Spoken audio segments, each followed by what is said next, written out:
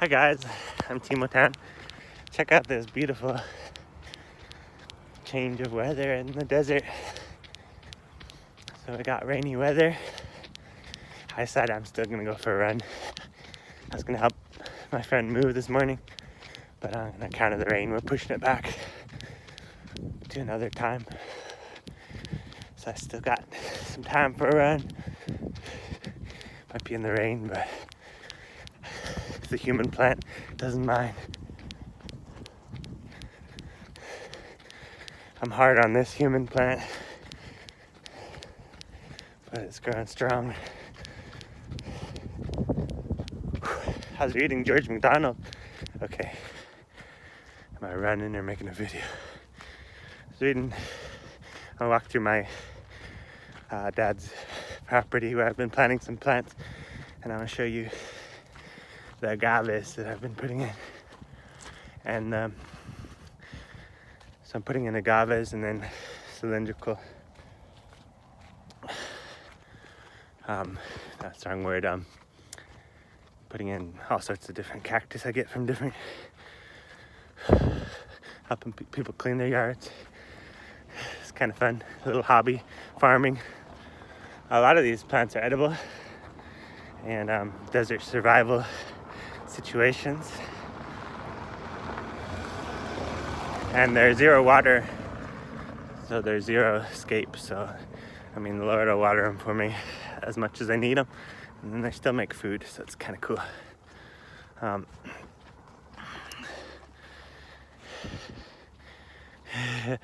I was actually watching, I stayed up kind of late last night down the YouTube rabbit trail, you know how it is, and I was watching these jimadores down in different parts of Mexico, and I was seeing how they care for, how they transplant, how they do everything agave to make their tequila and their mezcal. And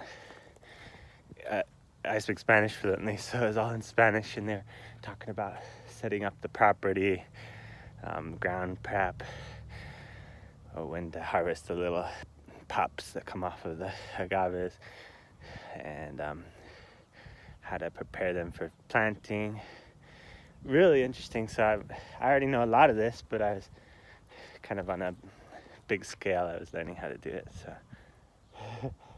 because I found my transplant rate hasn't been that great, and so I was trying to figure out. I'll show you what I'm talking about. I was trying to figure out what I was doing that I could do better. So I've got all kinds of different agave, and I don't, of course, know all the names of them, but it's types of maguey. And then, but see, a lot of these I planted just didn't make it, like 50% almost. And I was like, that's bad odds. So what can I do different? And so I learned a little bit how to. I thought they needed a lot of root system, and give them a little watering when I put them in. But on the contrary, what I'm going to start doing now is just even cut the root system so it almost doesn't have any roots, and then you let it dry. Even it could be for a month or 2 months even before you put it in the ground, and then you just put it in dry, and when the rains come, then the roots come out. So hardy plants.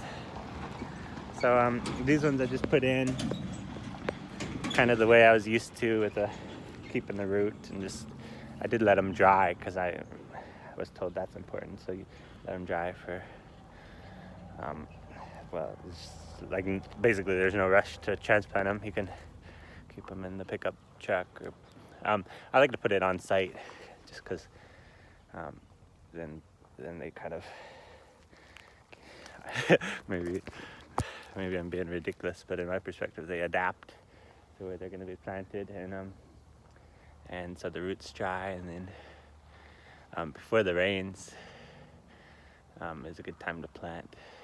You're not supposed to plant them like during the rains, because if they get too wet or stay too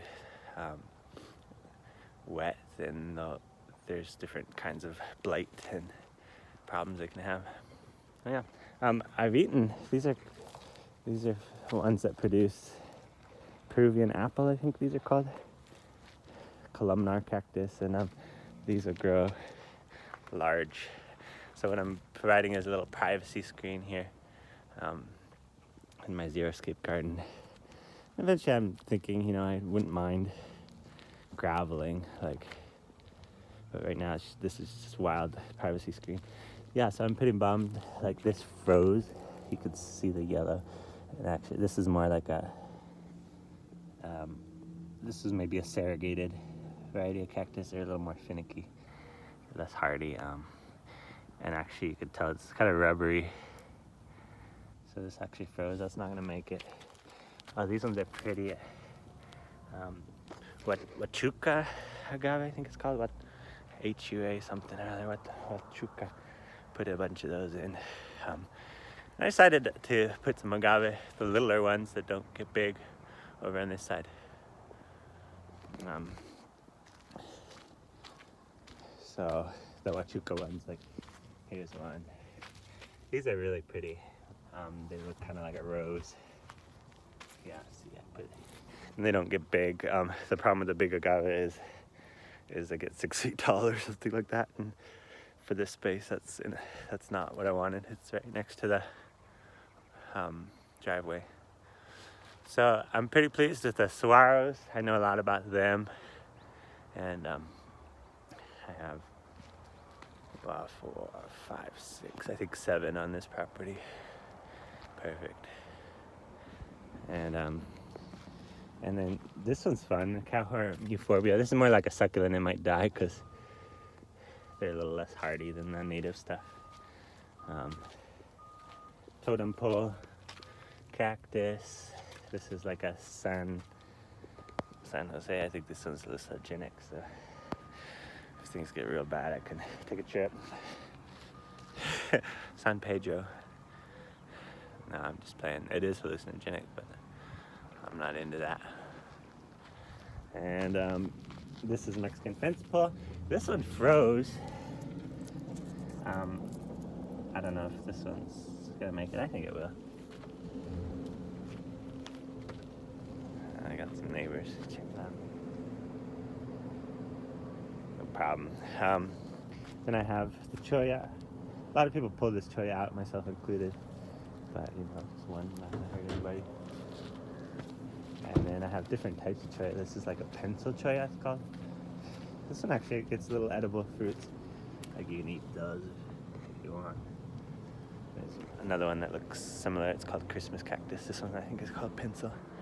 Well, that's what I know it by. It's like longer tines. Oh, this is another one I planted. Variegated. It's really pretty. They're littler ones that don't get too big, so it works for the space. Yeah, check it out, my little garden here.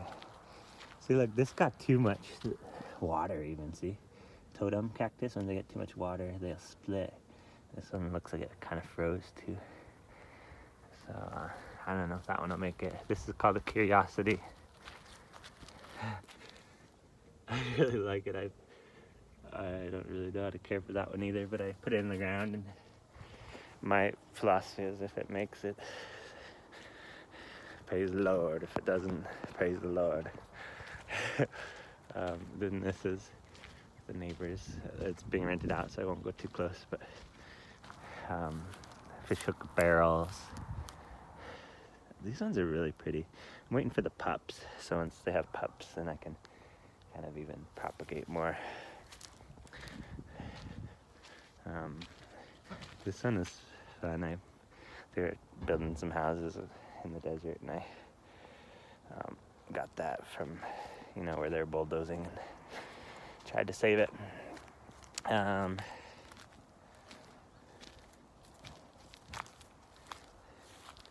don't know, this one, some of them don't do well in like direct sunlight, like they're not native to here.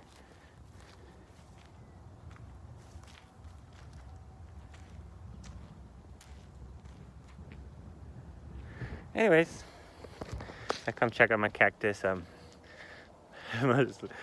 Not like I have to do anything to them. I just kind of enjoy seeing little new starts or something to that effect.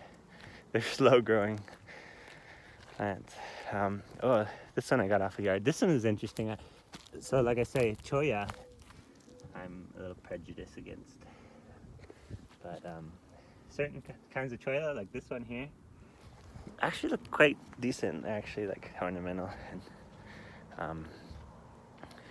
and they don't shed, and they don't feed the pack rats like this common kind of cholla. The pack rats will move into your yard, and that's kind of their main food. So can't have that. All right, 10 minutes of nature walk with Timo. My main purpose is to go for a run, a little therapy run session this morning in the rain, maybe even. So I'll probably do about a 7 miler.